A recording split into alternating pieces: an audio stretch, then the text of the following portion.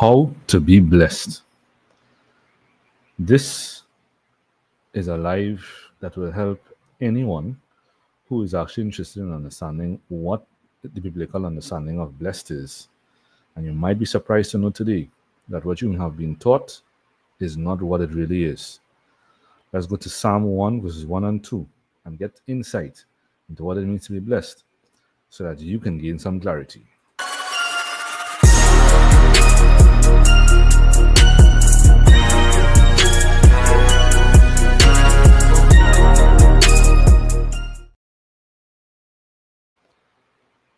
Boom! Blessings and much love and shout out to everybody who's actually joining us on our social media community, whether you're live on YouTube, you're live on Facebook, or you're live on X, formerly known as Twitter. We are streaming live on all of these platforms. This is actually another episode of Bible Teachings. Bible Teachings that is a segment that is actually started and based on the ancient biblical perspective of biblical narratives. Most of us have actually been accustomed to what we have heard about biblical narratives through the Western Greco-Roman way of thinking. And as you can take a look around, you realize that what has been taught in the Westernized world is not necessarily what the Bible means. And you can very, very easily actually identify this by taking a look at the fact that most of us in particular have been involved in the Westernized Christian community. And we have not seen the type of results that we would like to see when it comes to revealing biblical truth or actually experiencing biblical literature. Today, what we are doing is really speaking about, or in this segment, not necessarily today, but in this segment, what we're actually speaking about would be what it means to be blessed. What does the Bible mean when it actually says to be blessed? If this is something in particular that is new to you, then you want to actually tune in and give ear into what being blessed is. Now, most of us in particular want to be blessed. We want to hear that we are blessed. But there's a big but here. And the but is the scriptures in particular give a very specific criteria with regards to you living as the blessed. A very specific criteria. And it is repeated in many ways, in many different contexts, in many different passages. The word blessed is actually found in all over the Bible, from the Genesis narrative, chapter 1, straight back down to the last book of the Bible. And you might be surprised to know that most of us have been taught that blessed basically means to have a lot, to have an abundance, to have whatever your heart desires. Or it could also mean, for most of what we've been taught, it could also mean that you don't lack anything. And although this has some truth to it, this is not the full picture of what it means to be blessed in biblical literature at all. Today, what we will do is actually go to Psalm 1, verses 1 and 2. Now, this live in particular, the last session, the last live that we did, which was last week, I announced last week that this Bible Teachings Ancient Edition is specific to our Patreon community. That is, that everything that we're actually covering on these lives are very specific to our Spiritual Mastery Patreon community that is now being called the International School of Priestly Kings, or Priest King, which is an International School of Sonship. This live today is most likely and definitely going to be, last week I said that was going to be last live that will go public. Today, I decided to just go live one more time. For those of us who actually will be seeing this publicly, we're going to be going live for the last time today. All right. If you would like to see more concerning these Bible Teachings Ancient from the ancient perspective, you can join our Patreon community at www.patreon.com/Zane, ZANE underscore EL underscore FUEGO. All right. From next week, we're going to be keeping this specific within the Patreon community, and this is actually a segment that was started for all Patreon members. Nice. But before we move on, I just want to give everybody a shout out, huge shout out to Holy Sister Joyce Jellison joining us in the comment section on YouTube. First in the line again. There's some consistency of being first in the line. All right. And for everybody else that's actually joining us on YouTube, you're seeing us right now, please feel free to comment in the comment section. Let us know who you are, where you're coming from. We give you a shout out, and don't be afraid to interact with those in the comment section as well. All right. We're also live on Facebook at Zane Pierre, Ancient Biblical Pneumatologist. You can always see us on Facebook if you would like to follow us there instead. Now, before we move on, this is again an announcement for all Patreon members. Now, very rarely have we actually advertised the ongoing session, the ongoing courses that we do. But I just want to know for all Patreon members, if you're viewing this, whether you're viewing it now or you're viewing this in the future, in the near future, or even in the not too distant future, on Patreon, we have had, there's a huge library of content. We're actually nearing 3,000 publications, and 1,000 of which accumulatively would be podcast episodes, right? Whether they be live podcast episodes or actually AI podcast episodes. We have been giving a lot more attention to the AI podcast episodes as it is simplifying and putting into simpler terms what we've been saying in a lot of our articles. But for those of you who are on Patreon and you do not know, we have weekly sessions that we carry out, that we are carrying out. We have a session specifically on Wednesday at 6 p.m. EST, Eastern Time, that is called Read the Bible Through the Ancient Lens, or Priestly Self-Help, which is like ancient priestly self-help. At 8 p.m. EST, we also have another session, which is a group coaching session that's called Shift Your Realm, the Shift Your Realm Bootcamp. Now, if this is actually the Shift Your Realm Bootcamp, if you have not heard that this bootcamp is ongoing, this is your SOS to let you know that this bootcamp is presently going. And we actually have two options with this bootcamp. You can attend the live session that's every Wednesday at 8 p.m. EST, Eastern Time, or you can get involved and do the self-coaching aspect of it, which is that you join, you don't come to the live classes, but you be part of the community, you listen to the recordings, and you can actually ask questions nonetheless and gain clarity nonetheless. Right, at the end of these programs, we actually have digital certificates that are actually attached to them. So if you're interested in getting involved in the Shift Your Realm Bootcamp, please let us know, and we will get you into the community. Nice. So today we're moving on with, having said all of that, we are moving on with blessed, what it means to be blessed.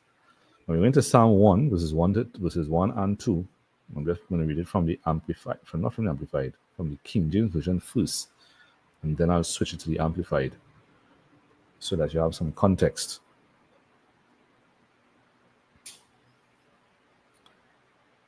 Yeah, so that you have some context. And Psalm 1 says, "Blessed is the man that walketh not in the counsel of the ungodly, nor standeth in the way of sinners, nor sitteth in the seat of the scornful, but his delight is in the law of Yahweh.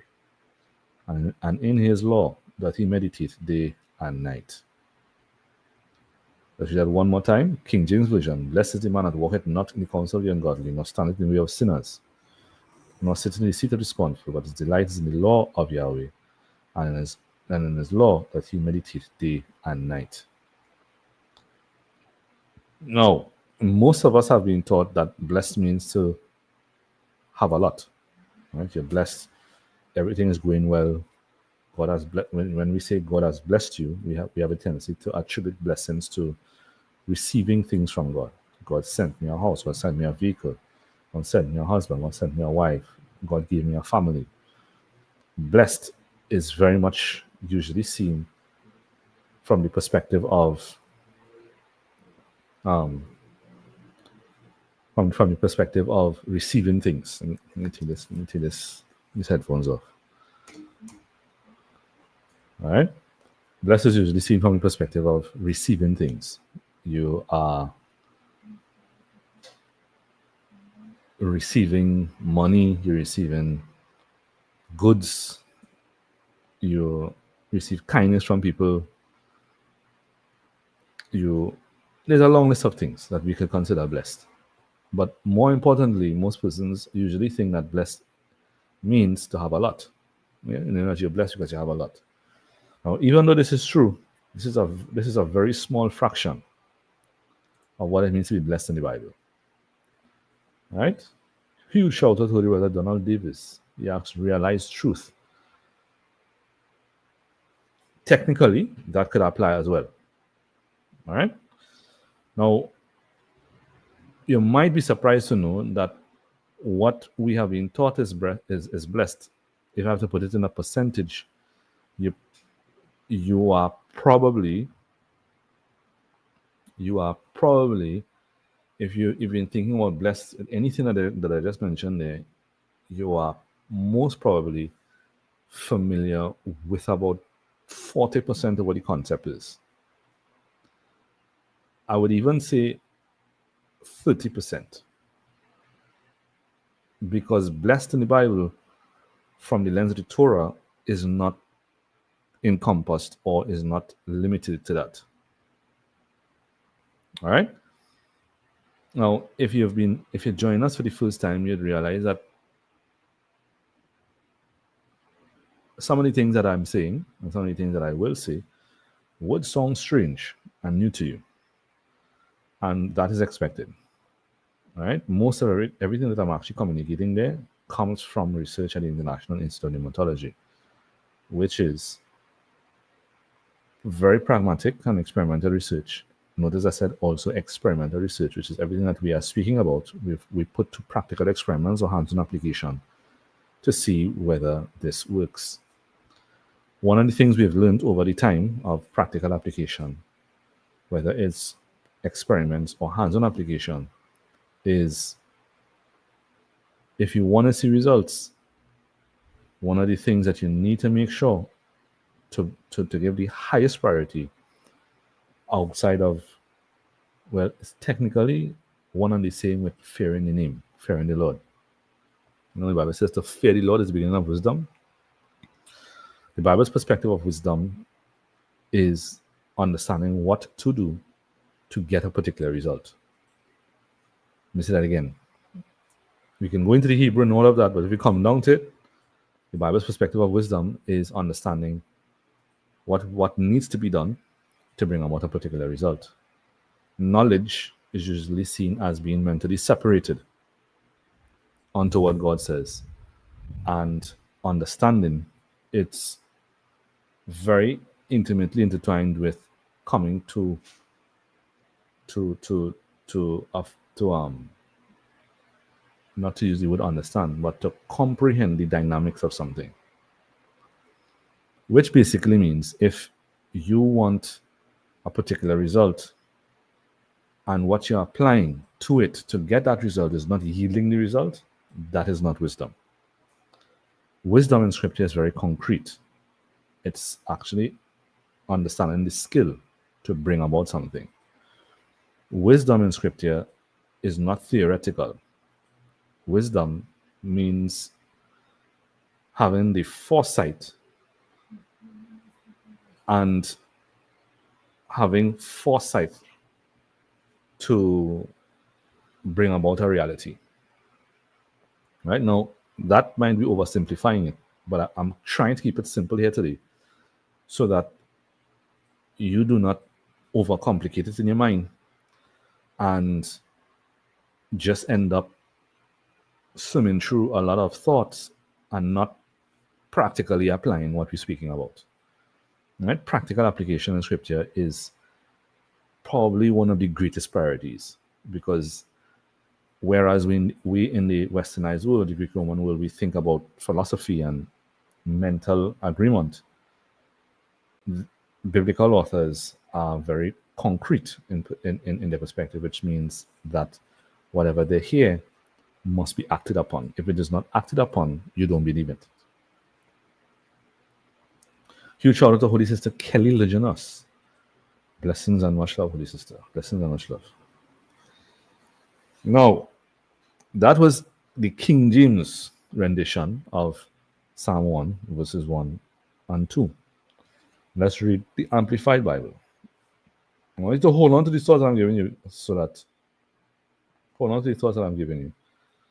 that when we begin to look for the definitions and find the actual definitions, it'll make sense.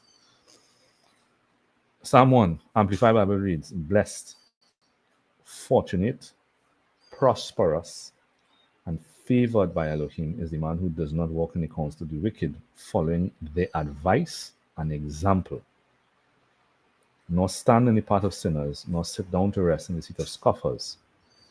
But his delight is in the law of Yahweh, and on his law, which are his precepts and teachings, he habitually meditates day and night. Okay, now I'm just going to read that once. Now, if you have to understand that excerpt of scripture, how many of us could say that in hearing that excerpt of scripture, you may have been taught that blessed is simply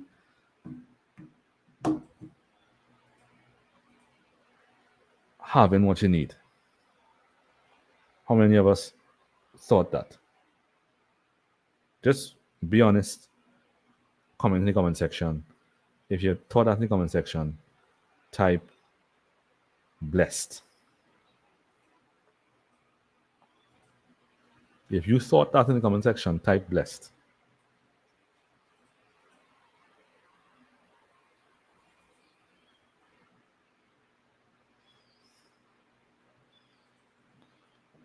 Okay? So, as I said, if you have that definition or anything close to that, you might just have understood about 40% of the concept of blessed. Believe it or not, the word blessed is not a word that came from our culture. If you've been following us sometime, you know that we use garden interpretation of biblical literature. And the garden interpretation of biblical literature usually uses 4 levels of interpretation. In those 4 levels of interpretation, the first thing that you need to do is to go back to the very first mention of the concept and read the concept, understand the concept and its application, and then read that through the garden law of every spirit reproducing after its kind. And if you go back to the first mention of blessed, it'll take you to Genesis chapter 1, verse 22.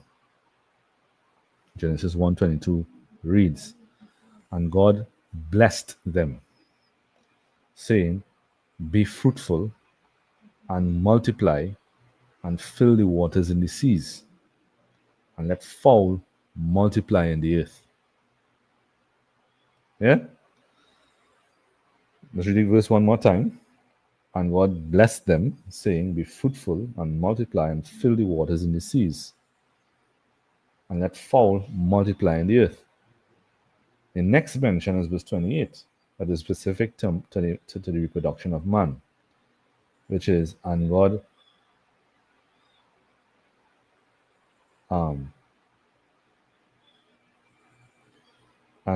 blessed them, and God said unto them, be fruitful and multiply and replenish the earth and subdue it and have dominion over the fish of the sea, over the fowl of the air, and every living that moveth upon the earth. Now, that's the first mention. When you see the concept here is blessed them and said. which means what was said is what is being blessed is. And what does that, what being blessed is? Being fruitful, multiplying, replenishing the earth and subduing it. And the expansion of that is to have dominion over the fish of the sea, the fowl of the air, and every living that every living thing that creepeth upon the earth. In essence, what this points out is to be blessed is not to just have a lot, to be blessed rather in the scriptural paradigm, garden paradigm means to be fruitful, to multiply, replenish the earth, subdue it, and to have dominion. All of that is fulfilled via dominion. That means that even though what you've been taught has truth to it, the misunderstanding is that that is something that is coming to you. The context of blessed in the Bible means that you have to reproduce it in heaven and earth. If you're hearing that for the first time, type FT in the comment section.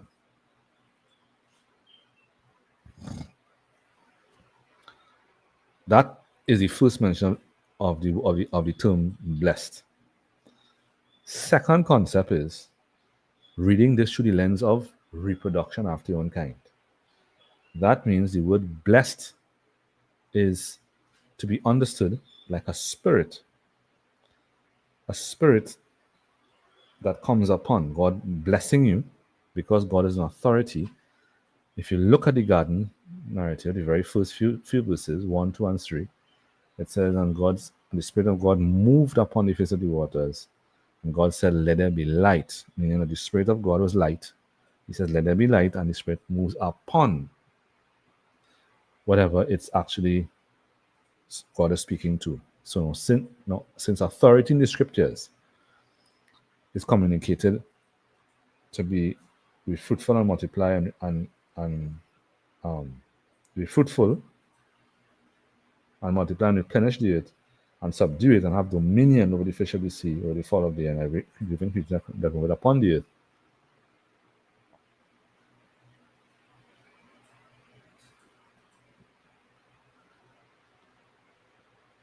Yeah, there is multiplication of this upon the earth and authority. Now, if you look at Genesis chapter 1, you'd realize that when God speaks, the pattern in Genesis chapter 1 is that when God speaks, let there be light, the Spirit of God moving upon the waters represented God's instruction to let there be light. If you read Genesis chapter 1, verse 2 and 3, it says that the Spirit of God moved upon the face of the waters. And when you are interpreting that in scriptures, if the Spirit of God is there for the light, then the Spirit of God moving upon that means that the earth is filled with Spirit. And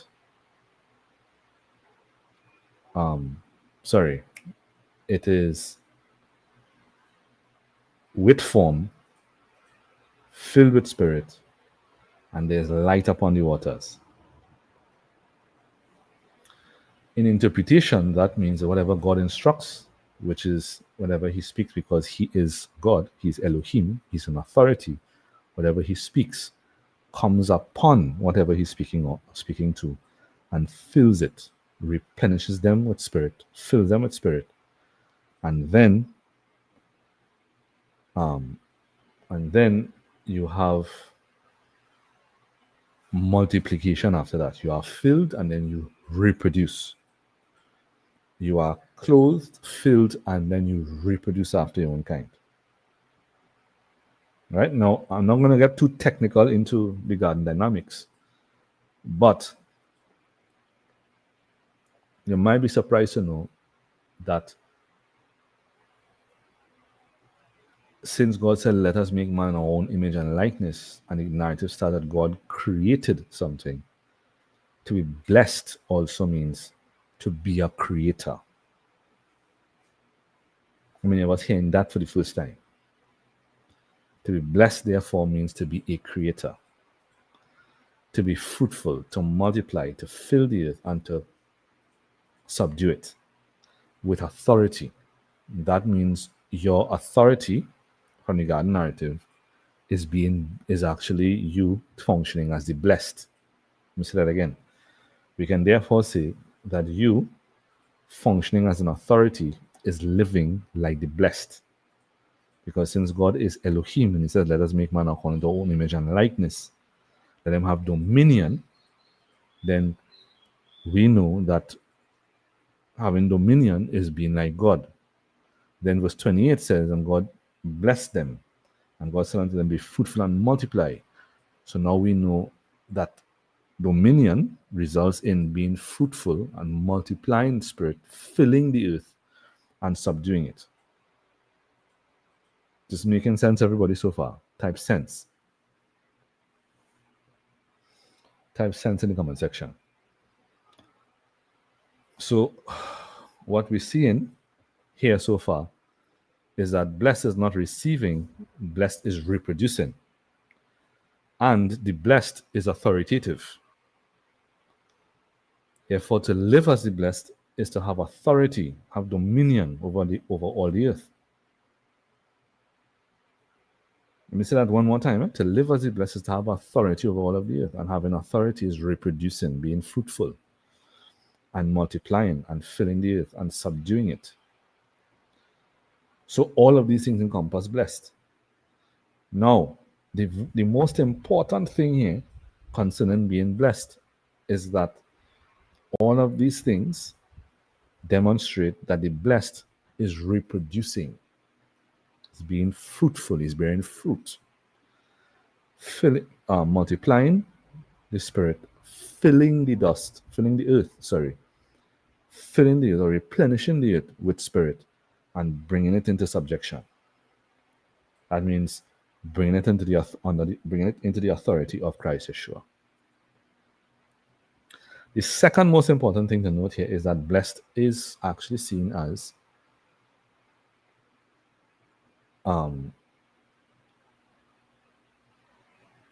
it's seen as synonym or synonymous with being an authority, and being an authority is being a creator. The same God that said, let us make man according to our own image and likeness, is the same God that starts in narrative said, and God created heaven and earth, which means what verse 26 and 28 is showing is that being a creator requires you being an authority over what you're speaking to. Let me say that again. Being a creator requires being an authority over what you're speaking to. Nice. Now, having said that, let's go back to Psalm 1. And Psalm 1 reads, blessed, and I'm going to read it in the Amplified, blessed, fortunate, prosperous, and favored by Elohim. So this confirms that you're supposed to multiply after your own kind.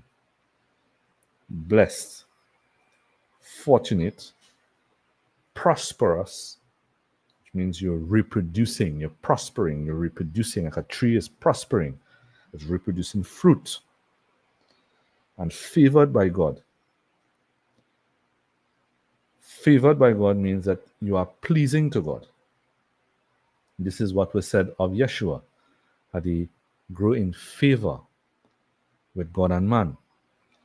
And it also says that God said, this is my beloved son whom I'm well pleased. To be pleased with someone is to actually favor that person simultaneously. Now, there is technical difference, but you can look at them as two integrating or concepts, or the reflection of like spirit. Now, this is where I needed to listen carefully. Having explained what blessed is very lightly, because these sessions are designed to be no more than 45 minutes, but having explained what blessed is, the excerpt says, blessed, fortunate, prosperous, and favored by God is the man who does not walk in the counsel of the wicked, following the advice and example, nor stand in the path of sinners. Now notice how this includes exactly what took place in the Garden of Eden. Right? The Adam in the garden walked after the counsel of the wicked, following the serpent's advice and example. You see that connection? No. This right here grows into a very interesting perspective. Do you know that what you're reading here, you may have read it that to be blessed, you can't sit in the seat of the scornful, walk in the counsel of the wicked, nor stand in the path of sinners, nor sit down to rest in the seat of scoffers. Notice that the person who is blessed does not do that. Why? What this narrative is actually showing you is, as a son of God, whatever you value as truth is what you reproduce after your own kind. Let me say that again. What you value as truth is what you're reproducing after your own kind. Based on what we covered, we could say that blessed in the garden means to reproduce life. I want you to take exactly what I just said there. You're reproducing spirit, you're reproducing life. And it says here, blessed, fortunate, prosperous, and favored by Elohim is the man who does not walk in the counsel of the wicked, following the advice and example, nor stand in the path of sinners, nor sit down to rest in the seat of scoffers.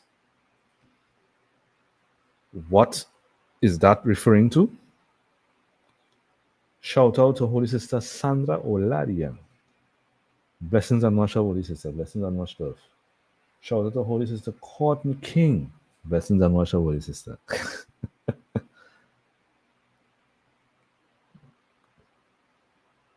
Right, coming back to what we're saying here. Notice it says, blessed, fortunate, prosperous, and favored by God is a man who does not walk in the counsel of the wicked, following the advice and example, nor stand in the path of sinners, nor sit down to rest in the seat of scoffers, which are ridiculous. So there are three things being mentioned here: the counsel of the wicked, the advice and example, the path, counsel of the wicked, which is the following the advice and example, the path of sinners, which would be persons who are not restricted to what God says, and the person they said here, nor sit down to rest in the seat of scoffers, which are ridiculous. Well, let's find some footing here. Do you realize that what this is saying is that because you're blessed, which is you have an inherent capacity to be fruitful, to multiply spirit and life, to replenish the earth with spirit and life, and to subdue it, because you are created with that capacity, you are told to blessed is the man who does not walk in the counsel of the wicked,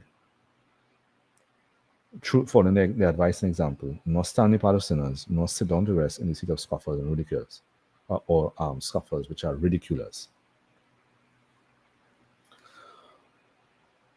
Let's bring this into some specificity. Do you know that what this is saying here is because you are blessed, which means that you're reproducing after your kind. You are being warned here to not sit in these places. Why? Because whatever you normalize in life, you adopt as a paradigm. Once you adopt as a paradigm, you're going to reproduce the fruit of what this is. The title blessed comes from the Garden of Eden. If it comes from the Garden of Eden, it is life-based. The wicked, the sinner, and the scoffers are persons who have turned away from covenant with God. Persons who treat God as though he's a laughing matter. The wicked is the person who knows what is correct and chooses to seek his benefit no matter what. The sinner is the person who is living by external reference points as their norm. And scoffers and ridiculers, they are actually called deriders as well. These are people who find reason to laugh at your fate. And they laugh at it as though you are uneducated and you're just a babe with illusions in your mind. Those three people, if you have normalized being around them, it's very likely that their perspectives are becoming part of your mindset. And because you're created to be the image and likeness of God, whatever you think begins to reproduce because of the power of the nature of that spirit. As fast as you think it, it's actually existent and it's reproducing. When you're around persons like that we just mentioned there, you're going to find yourself reproducing darkness because all of them are representatives of darkness. Does that make sense, everybody? In other words, what you make normal for you, you are going to reproduce like an animal reproducing a child, or like a machine that is simply reproducing those thoughts. And then you're going to have visible manifestation of that. That's the wicked. Following the advice and example, must stand the part of sinners, not sit down to rest in the seat of scoffers or the ridiculers. Now, here's the big, just like David's used the sling and hit Goliath between his forehead. This is me using this sling. I'm going to hit you in your forehead. Blessed here means to reproduce life. Somebody write in the comment section. Blessed comes from the garden narrative. The garden narrative works according to the law of reproduction after your own kind. The garden narrative also referred to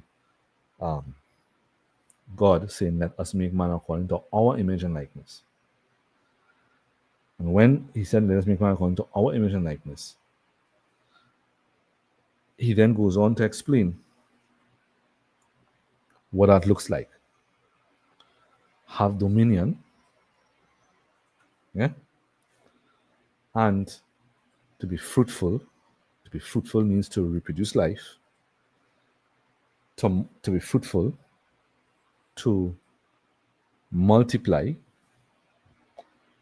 fill the earth with life and spirit, and subdue it. Whatever the author is telling you here not to do means that if you're doing that, you are filling yourself with a different spirit and you're not going to live as the cursed. That means that you're only reproducing death and its companions. Is that registering? If blessed is staying away from the darkness and those who have the image of the darkness, then cursed is where you normalize the presence of the darkness. With that in mind, therefore, we are saying here that if you walk in the counsel of the wicked, that would be believers who know what God has said, but they are pushing you in a different direction. If you follow the advice and the example, you're going to reproduce their results. So the first here is the wicked, the second is the sinner, the third is scoffer and ridiculer, or the person that derides you, meaning that they make a mockery, speaking and laughing about you and your faith. Blessed here, therefore, please pay attention. Blessed here, therefore, means the ability to be fruitful in life, to multiply life, to replenish the earth with life, and to subdue it with life. What this is telling you is that because whatever you normalize in your life and you treat as though it is an authority, Because if you're with the wicked and you're following the advice and example, you're no longer following what God says, you're following what that person says. If you are a sinner, you live contrary to what God says. You have your own thoughts. And if you are of the scoffers and ridiculers or the deriders, then in most cases you're going to find yourself trying to please them if you spend extended periods of time around that. You're going to find yourself where initially you're going to be all right, but eventually, because they are ridiculers, you're going to find yourself trying to be validated by the friendship or to not make them feel uncomfortable. That would be you not sitting down to rest in the seat of scoffers and ridiculers. Now, I'm saying a lot to get to this point. What this is telling you is if you normalized, notice it says, those who does not walk in the counsel of the wicked, following the advice and example. If you are taking advice and example from a doctor to save your life, to give your life, this is part of you here. You're not functioning as a blessed. You're ending up functioning as a cursed person. Follow what I'm saying? With a follow type, follow. Because every spirit has a nature, and that nature is a principle that never stops working. So if you go to persons who are giving you advice and counsel, which in the medical field would be called medication, or they call it instructions.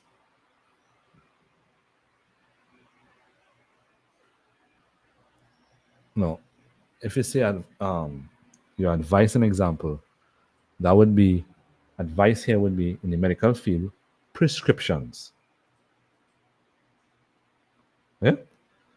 Prescriptions. And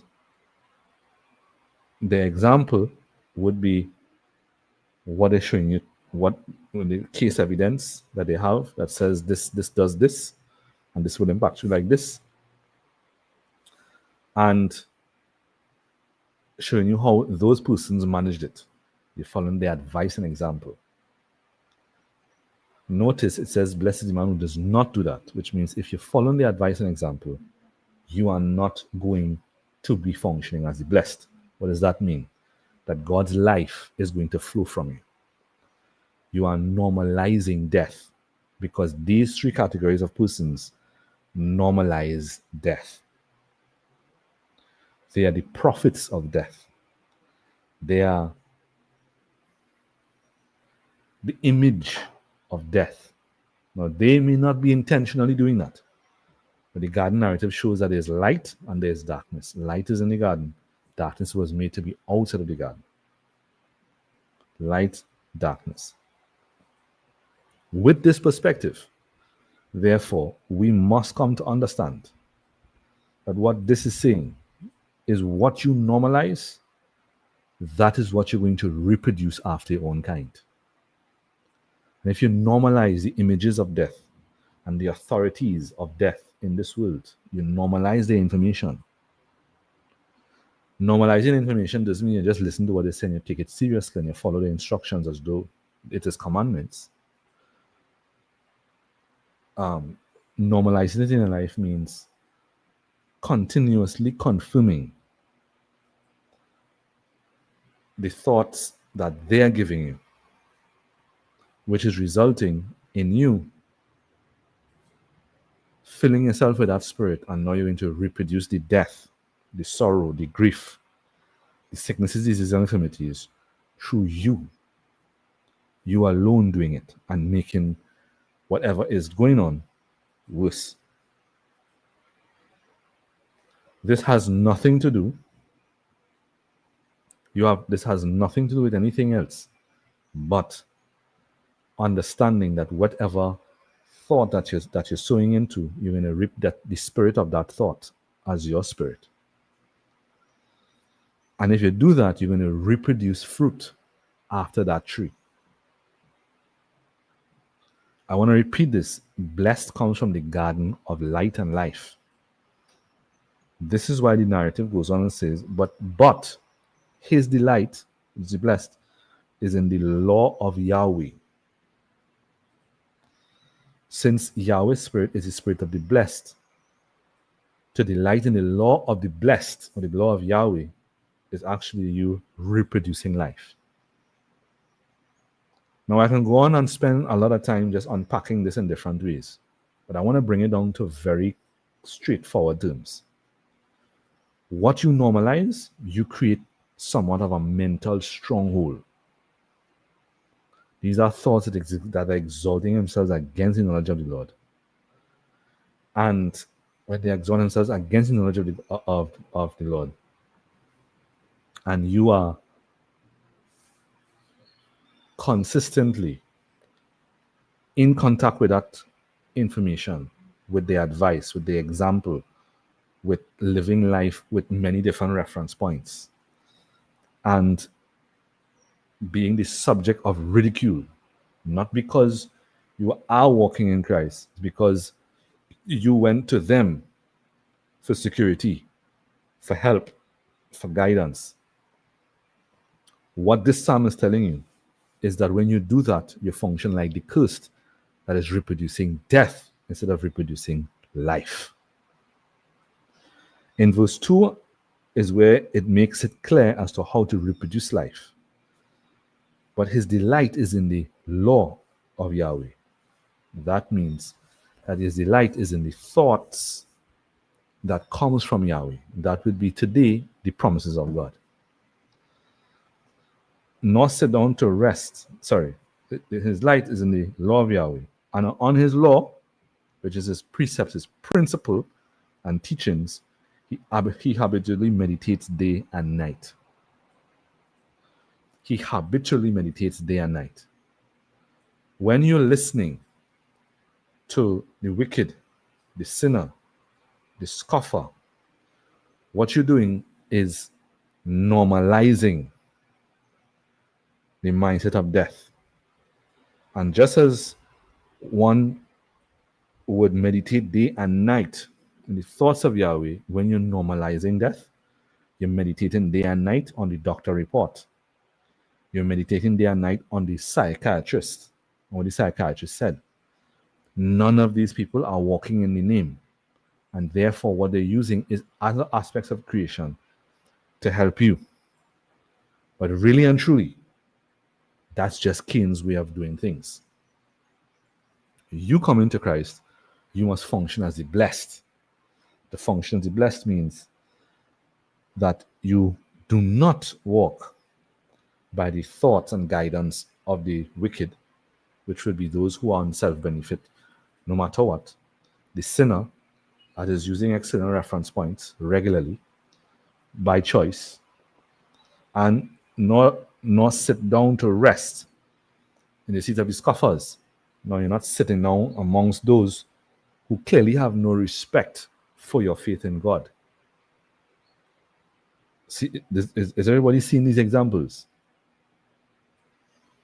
It then tells you how to reproduce life. It says, but his delight is in the law of Yahweh.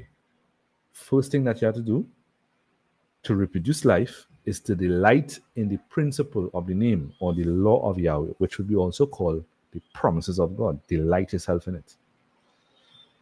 He says, and on his law, his precepts and teachings, he habitually meditates day and night.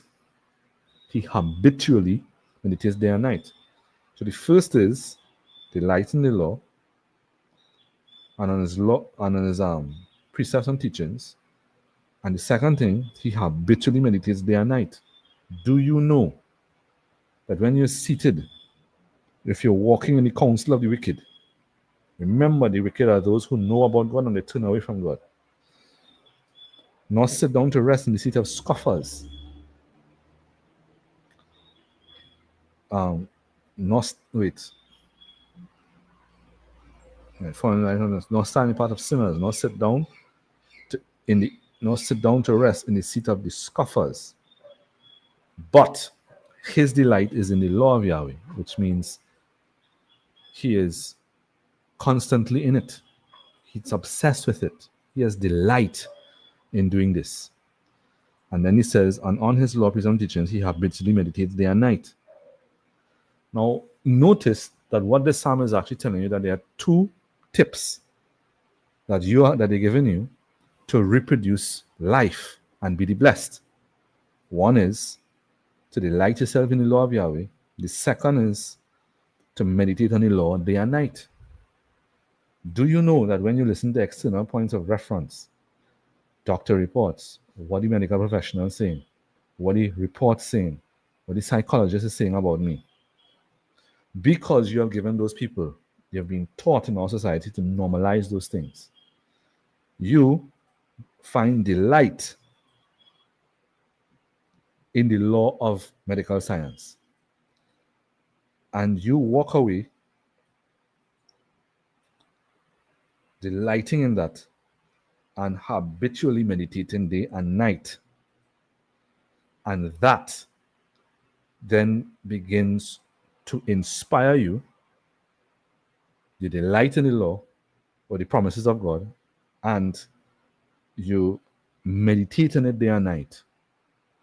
To meditate doesn't mean just in the Bible to just close your eyes and say and empty your mind. In contrast to Western culture, meditate here actually means to have in your mind, to see it, envision it, think about it, repeat what God is saying. Meditation is an active process where you are seeing what God is saying, you're envisioning it in your mind as what God's saying as fulfilled, until you feel inspired to get up and take action. This is what you do if you want to go to the gym.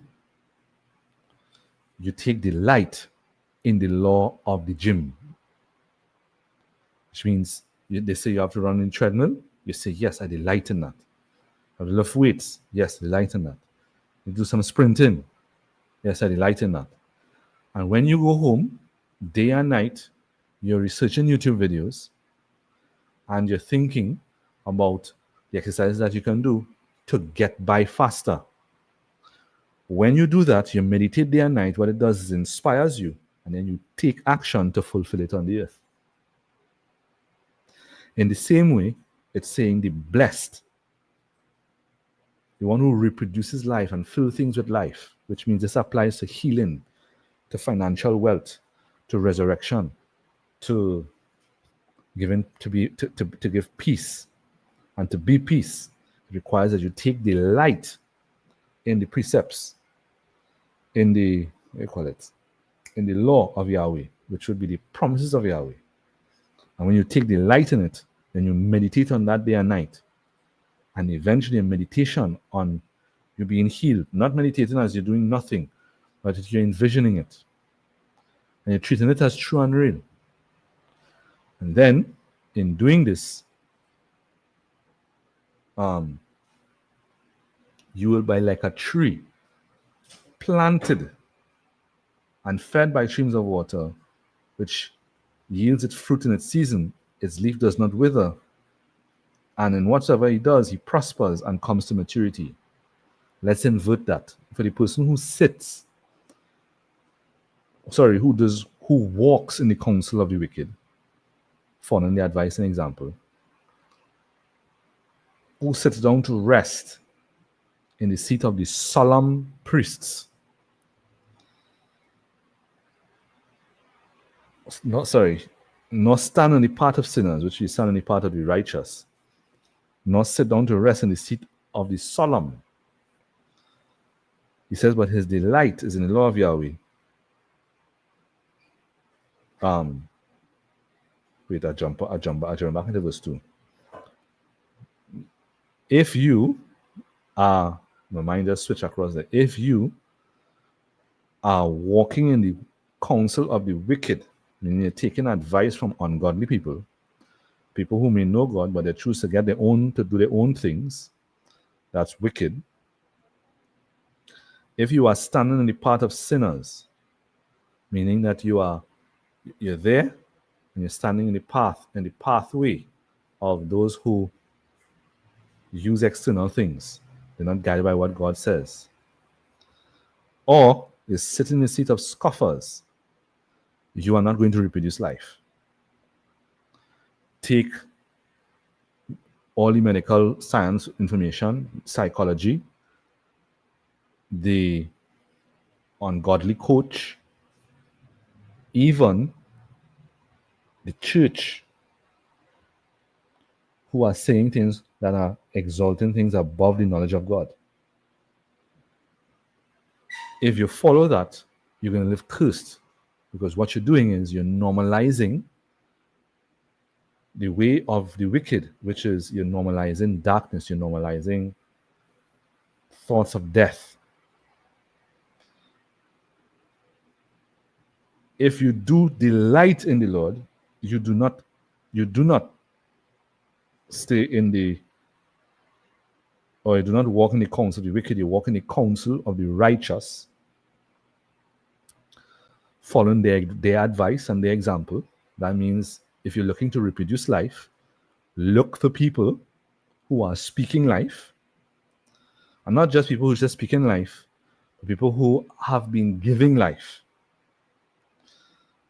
Secondly, stand in the path of the holy, which means stand in the pathway, yeah, of those who are holy.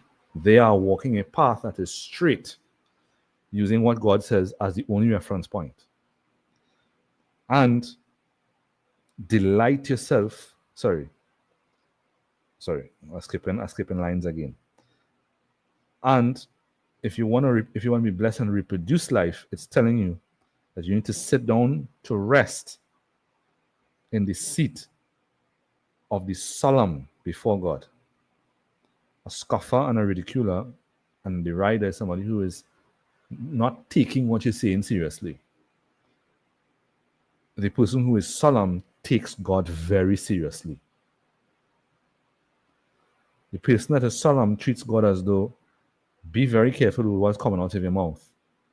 Do not treat him as though he's common. Treat him as though he's your father, yes, but he's powerful enough to take your life with a thought.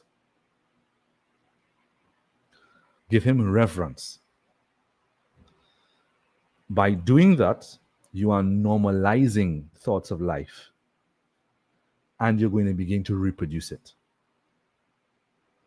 Anybody hearing all of this for the first time?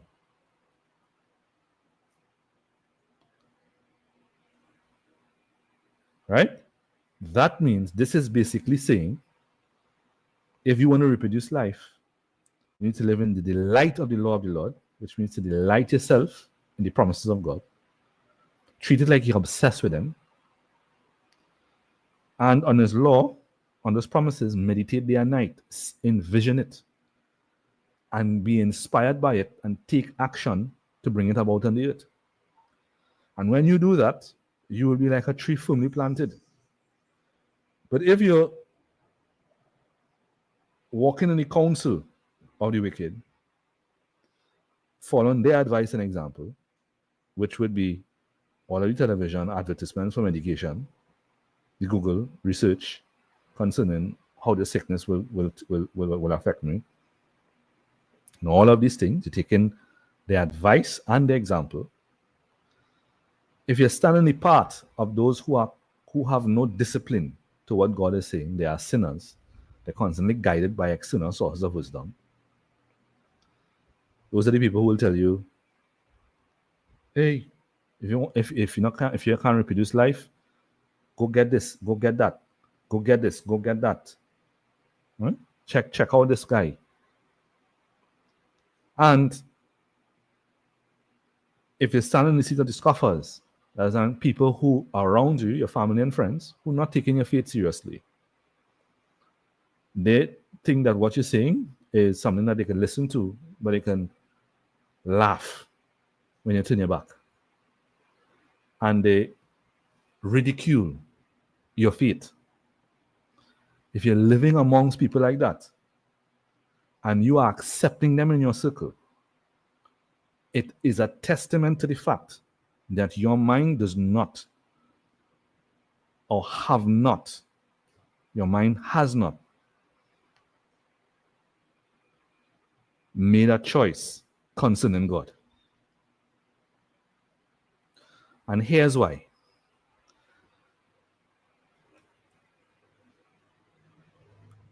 Ask yourself right now, what is one of the most important things to you in life? Whatever is important to you, say it outrightly or write it down. If somebody comes and gives, let's say, for some of us who've never been at the institute, and you've been taught the most important thing for you is for you to have a family or to have a good marriage. And somebody comes and gives you advice, and uses it as an example that is destructive to your marriage, would you keep them around? Yes or no? Type that in the comment section. That's my first point. I know how to wrap this up here because of the ancient keys of healing right after this. If they come, would you stand with others who are on a different path? You want a successful marriage, and they cheating their spouse with deception and lying and unfaithfulness. Would you stand in their path? Yes or no? And would you sit down to rest in the seat of those who ridicule the idea of having a strong marriage and ridicule, have a gender bias? So you may have a husband and they're ridiculing men. Would you keep them around? If your answers are no, that's because you have made a decision to be successful in this area, and anything that is not there, you make it your business to remove them from the circle.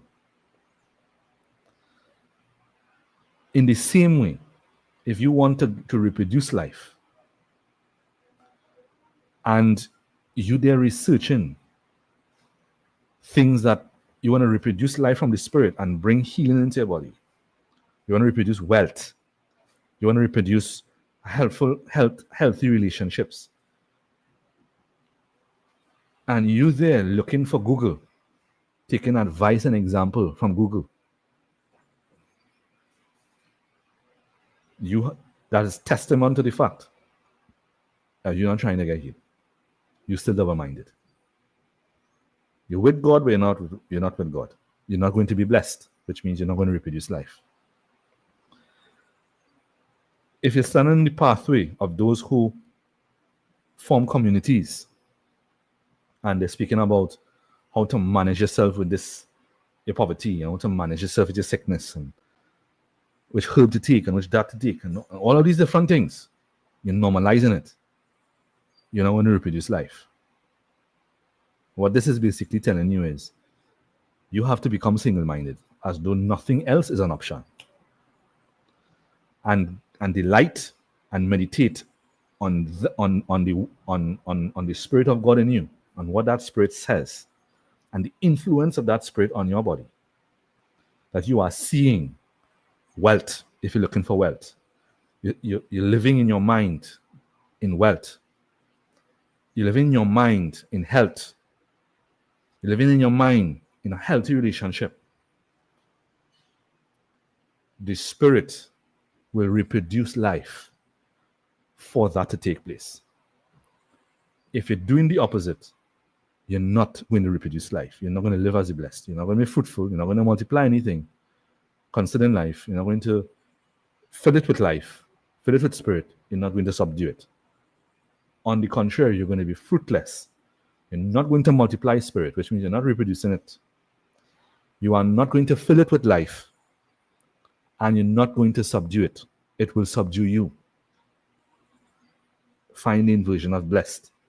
from the God narrative. It will subdue you.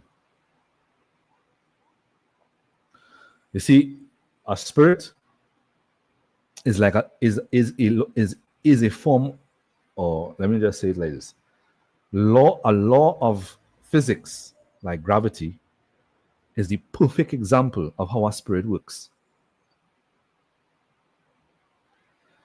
It works without consideration of any other option. Gravity doesn't consider whether he should go left or right instead of pulling everything down to the ground. A lion does not consider trying to be like a hippopotamus. The tree is not trying to be water. All of those things are spirits, and they all demonstrate no other option. If you want to reproduce life, this is what it's actually coming into. Does this make sense, everybody? Now, aside to going to the life given instead of the Bible here, but it's still the same Bible teaching, but everything is interconnected. So, unfortunately, I started going to reproducing life, but at the same time, it's also beneficial so that you understand practical application of this. Right? So, this brings me to the end of Bible teaching. Today, we just covered what blessed is and what the text is actually saying. Next week, we're going to move into what is the law of the Lord and how it is applied. We're going to move into what meditating day and night is in more detail so that you can understand how to practically apply this and get results. If this makes sense, type sense in the comment section. This then therefore brings me to the end of our Bible teaching, ancient perspective episode for this week. For those of you who are on social media, please let it be known that this is the very last episode that will be live, that will be public. And if you would like to know or want to follow the series, please follow it on Patreon. And for everybody on Patreon, this will be limited to all Patreon members as of next week. All right. So if you have not joined Patreon as yet, make a free membership so that you can get the emails concerning this segment. On that note, blessings, much love, and see you all on Ancient Keys of Healing in just a while. Remember, have faith in God. Yeshua is you.